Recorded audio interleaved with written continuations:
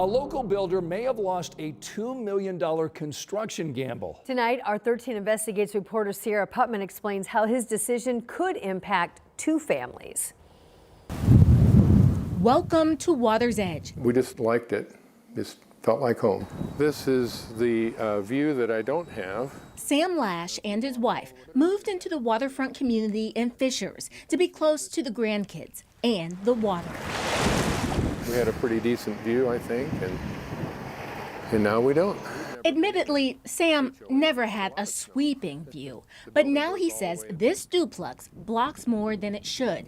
HOA President Harold Warden says the building is too wide. The building is about 11.5 feet wider than it should be. I mean, 11.5 feet doesn't sound like much. Well, it does when it directly blocks your view of the water. What we're talking about is 3.5 feet. Tark Merchaud says the building isn't that wide. He represents builder Michael Merchaud, who owns MHM Investments and also works for Integra Builders. The duplex's foundation was poured in fall 2023. That set off a dispute over the HOA's building standards. This is a fight over the setback.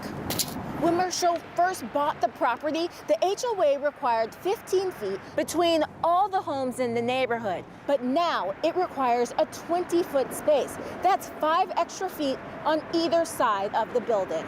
So after months of back and forth, the builder sued both the HOA and its president. So the HOA didn't file a lawsuit? Absolutely not. We were trying to work it out. We took it as him just trying to bully his way through the process. We decided to stand our ground. The builder's move backfired. Hamilton County Judge David Najjar sided with the HOA. He ordered the builder to pay more than $70,000 in fees and expenses. He also wrote the only way to serve the public interest is to uphold the HOA's rules and require the company to remove the homes.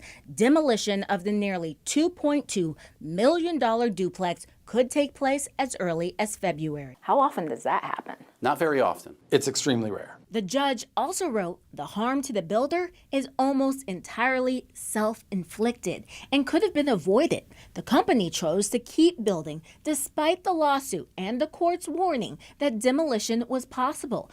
Why proceed when you know the building could be demolished? I think that goes to the weight of the size of the builder that we're talking about here. This is not some institutional large builder that we're talking about.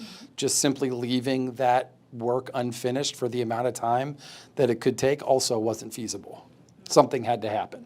Not only was the duplex built, but the builder also moved 2 families into the homes. Did they know that this was a possibility when they moved in? They knew of the litigation.